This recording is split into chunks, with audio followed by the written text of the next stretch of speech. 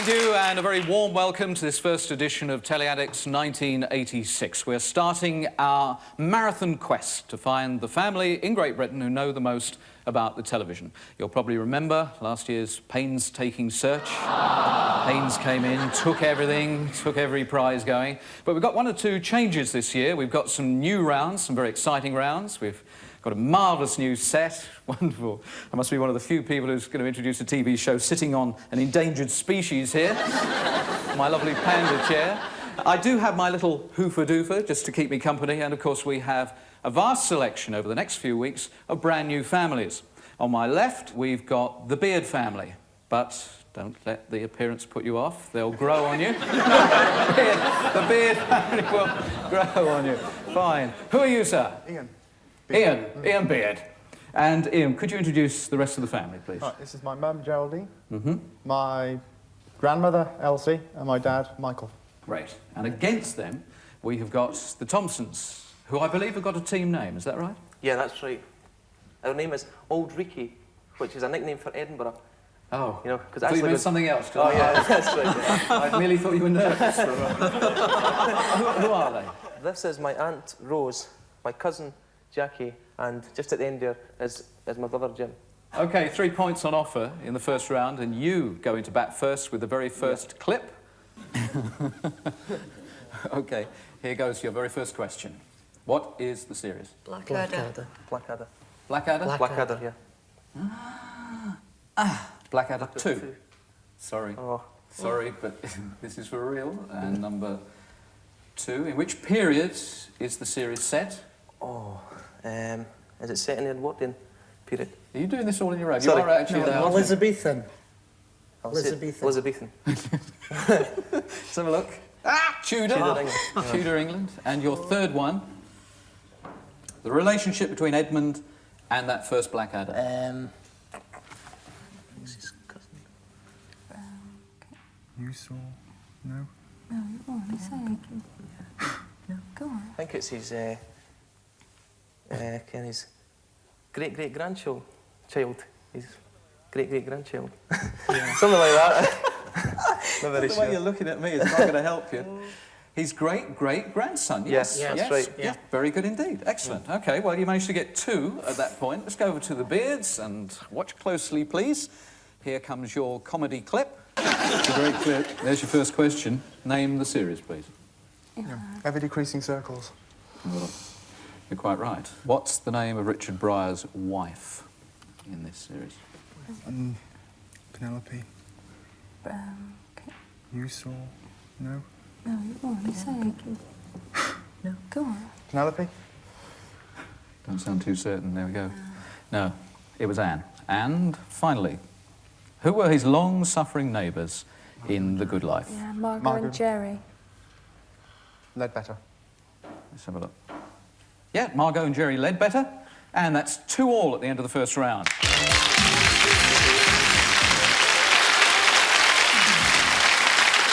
Well, I promise you we have got some great TV clips in this series of Telly Addicts, and let's go with a piece of pure vintage classic. These interviews are tough things, they really are. Can you name the series? Prisoner. Prisoner. The Prisoner? Let's see. Yes, you're quite right, it was The Prisoner.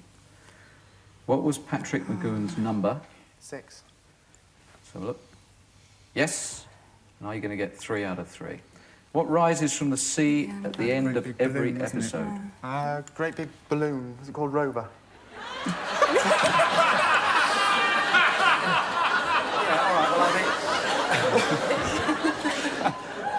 They found it funny. I mean, we'll give it to you. It's near enough. It was sort of a bubble thing that came up through the surface, and it's a well-earned point there.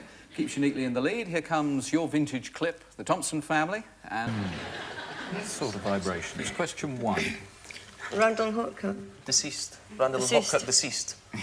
Yes. I thought you were going to leave the deceased bit. Very important to the overall plot. Question 2. Can you remember who played Hopkirk? Yes. Kenneth Cope. Was it Kenneth Cope? Kenneth Cope, yeah. Yep, well done. And your third question. How did Hopkirk die? It was a car crash. In a car crash. It was a car crash. You're quite right. 3 out of 3 on that, and it puts the Thompsons at 5 and the Beards at 5.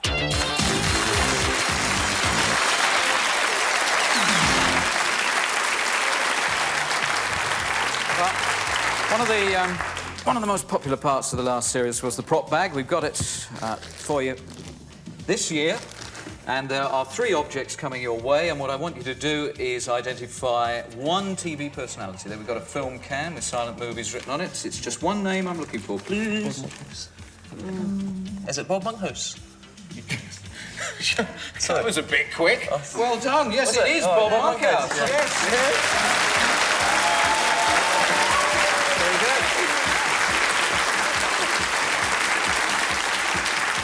good. Mad Movies. He's a collector of films, and we've got a full house. I was going to show you a bingo card. And Bernie, the bolts, the golden bolt. You did it. 3 out of 3. That can be very valuable.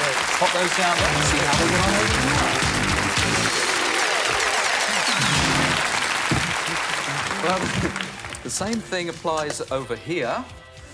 And the Beards have got their first clue, which is a boomerang. Do you want to hold on to that? Okay. Take that out. Rolf Harris. It's not Rolf Harris, no. We'll come back to you in a moment. Boomerang.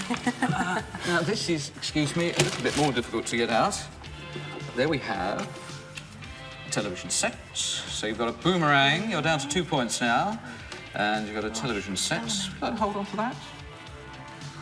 Could be Edna Everidge. Could be who? Edna Everidge? Could be Edna Everidge. Could be Australian Connections. Appears on television. It's not. Here's your third. Here's your third one. And that is a tape. Would you like to have a look? Can you identify the language on there? Japanese? Mm-hmm. The word in the translation is... Sorry about that. And it's endurance. No.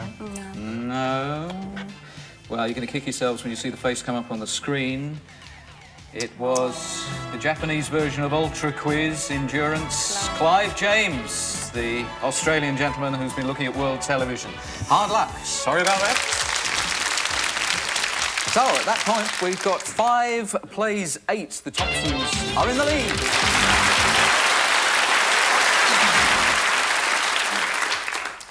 And vintage TV for the Beards. It's a steak with the mushroom and oyster pudding. A really wonderful thing. Really wonderful thing. Well, the oyster pudding should be done now. Yes, it's done now. Done to a turn now. Done to a turn, done to a turn. Oh, look at that. Oh, the smell. It's a good idea to put a pound and a half more cauliflower. But this is a cabbage. This is a cabbage the way the gardener grew it. But you can pick it up. And it tastes just like wet hay. No. And we in Britain, we invent. It was an early soap opera, that, actually. Who are the cooks? Ooh. Fanny Philip Craddock Harbin. and Fanny Craddock. I reckon that's a good point. Philip Harbin, difficult one to remember. Philip Harbin of Fanny Craddock, quite right. And your second? Who was TV's Galloping Gourmet? Graham Kerr. So look. Or Carr. Correct. And your third one? Delia Smith. You're going for Delia Smith? Yes, well done. That's good. That's good scoring. That's very good indeed. More vintage TV coming up. Take away the cobwebs. See if you can remember this one. Now is the time to say goodbye. Goodbye. Now is the time to yield a sigh. Yield it. Yield it. Now the old news is going gay and joining showbiz down White City way. Goodbye, goodbye, we're leaving you, skiddly-da, goodbye. We wish a fond goodbye, fa-ta-ta-ta, fa-ta-ta-ta, goodbye, goodbye, we're leaving you, skiddly-da, goodbye. We wish a fond goodbye, fa-ta-ta-ta-ta, goodbye. Goodbye. Goodbye. Goodbye, Addy Paddy. Why not say it again? Yes, why not indeed? Goodbye. Goodbye. That's a bizarre one for you. What were they actually singing goodbye to, do you think? Newsreaders. Newsreaders. Leaving as newsreaders. Yeah. Leaving as newsreaders. When they moved to a new building, it was the closing of the Alexandra Palace, where the BBC headquarters were. Where they had their headquarters at... Where they were at first. The BBC moved from the Alexandra Palace to another place, I think. Right. Alexandra Palace.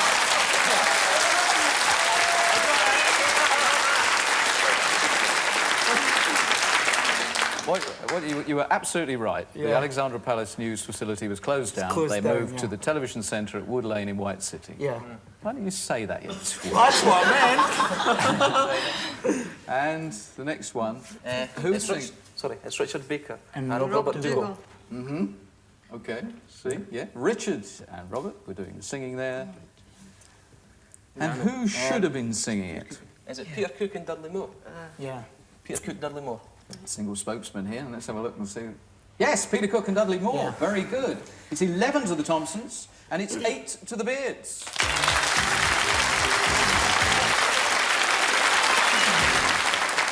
Now, one of the bits that I enjoyed most from last year's search for the Telly Addict family of 1985 was the point where we asked amateurs to present a professional script. And I want the families to watch very closely now, because to start off with, we've got a professional script being presented by two gentlemen at Henley Regatta. They were easily rowed into it. Check the window. All clear. Put that chair at the back of the door. Now climb on the chair. Oh, Maria. Oh, my love. My little cabbage, my little bean shoot. My big cucumber. You've no idea what the feel of your firm young body does to me. Yes, I have. Hold me forever. Oh. Oh. What were you saying to Yvette? Nothing, nothing, nothing. No, she is nothing to me. You are my only true love. They were arrested shortly after that, actually. Hello, hello. Hello, hello. Hello, hello. Hi. Hello, do you do? Just have a look. Two more gentlemen, definitely not professionals. They are professional airmen. They're British Airways pilots. Can you recognise the script? I'm not taken in, you know. All this storming out of the house in your carpet slippers because Ingrid upset you. The real reason is because you've lost your nerve. Now, just a minute. Now, look. First honest job you've ever had, and you just can't face it. Now, look, Len, there's something I've not told you about myself. You see, I'm actually allergic to work. I'm physically allergic to work. You may smile. No, I mean, people have allergies, don't they, eh? Cats or carpet fluff or camel hair. Well, with me, it's work. I promise you, if you went through with this job, by tomorrow morning, I'd have terrible migraine and have a big red blotches all over my body. Cobblers? No, no, that's mumps. You're mixing yourself up.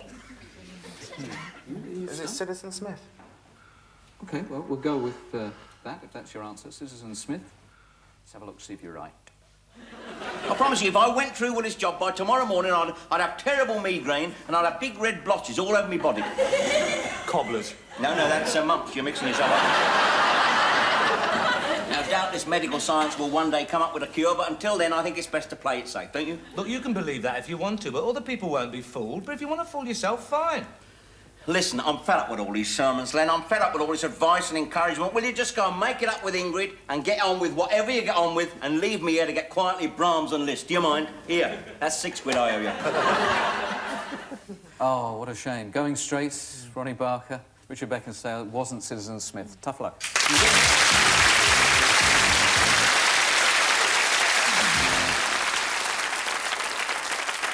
OK, we're going to have quite a change of mood for you now. That's a tough one. What will you make of it? We think it's Bird of Prey. You think it's Bird of Prey? You are quite right. Your second question. What kind of fraud was Richard Griffiths investigating? Computers. Fraud. Computers? You're right. Your third question. What animals featured in the computer graphics in Bird of Prey 2? Falcon. It's Falcon and an eagle. I think it was an eagle. An eagle. Yeah, go for an eagle. Just an eagle.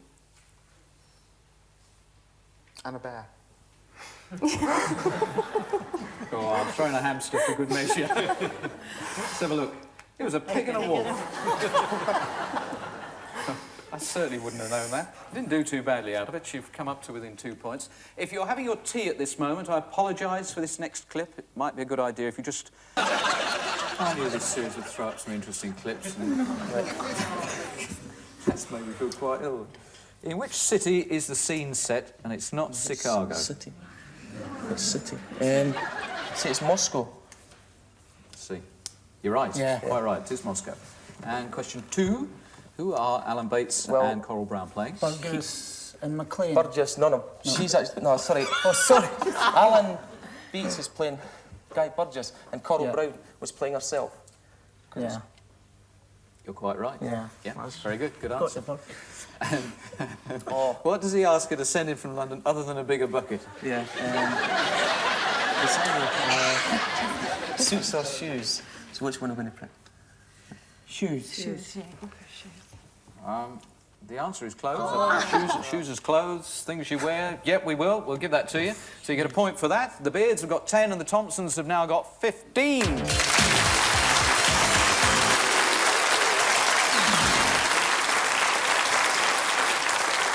Now, this is a new round to Telly Addicts 86, especially for all those fans of the Radio Times, because what we're going to ask you to do is come up, please, with the title of a programme.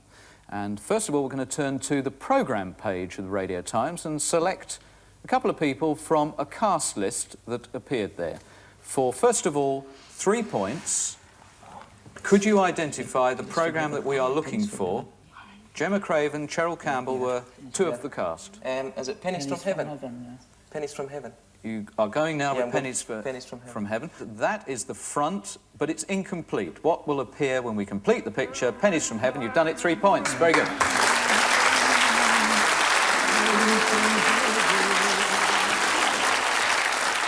So, really, it's all down to the Beards to get this right from the very beginning.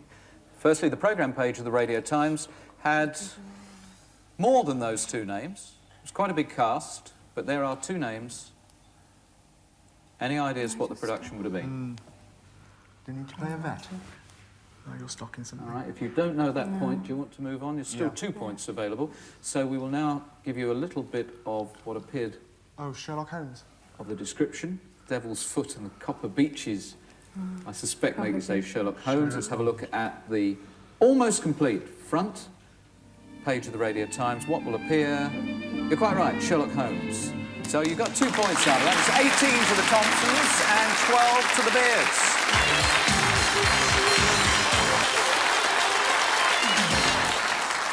And now another new round. We call this one Top of the Pops.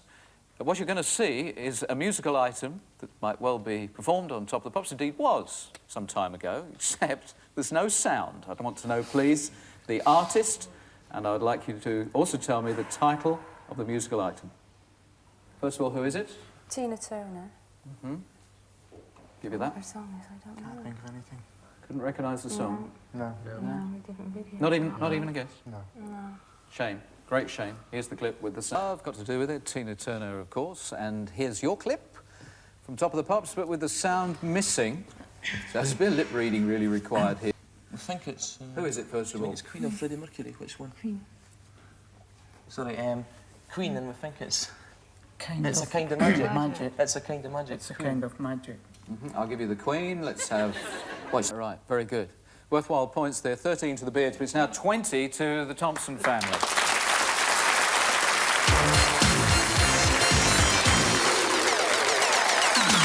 This series of Telly Addicts, we're at this point introducing something slightly different. We're going to introduce a little bit of a gamble for you. Seeing the Thompsons are in the lead, we're now going to go through our stills library, but you will be able to choose a question worth 3, 2 or 1. If you want 3 points, 2 points or 1 point, we will show you a still. There'll be 3 questions with 1, 2, 1, obviously. Which are you going to go for? You're well in the lead at the moment. You want to play safe? 3? You're going to go for the 3? OK, even though you've got 20 points. So, have a look. And identify, please. That's Leslie Ash on the left. That's Leslie Ash, and in the middle Jill is Gascoigne. Jill Gascoigne. In the middle. And the actress... Oh, what's the name of one? Jill Ward, is it? Joe Ward. Jill Ward. Jill Ward. Look at the screen as I tell you that the people are Rosalind Lander, Jill Gascoigne, Leslie Ash. Nothing. No points at all for that. 13 plays 20.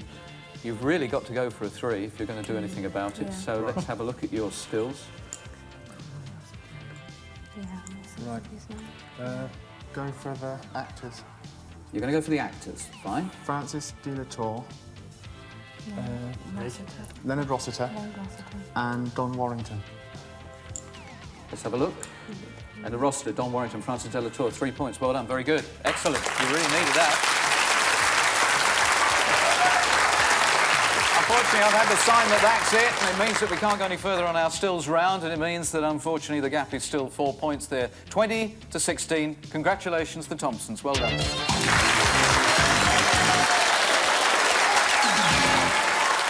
Throughout this series of Telly Addicts, what we're going to be doing is giving the defeated families some rather nice Telly Addict clocks, and they have their own picture put at the top. It's a memento of you appearing on the programme.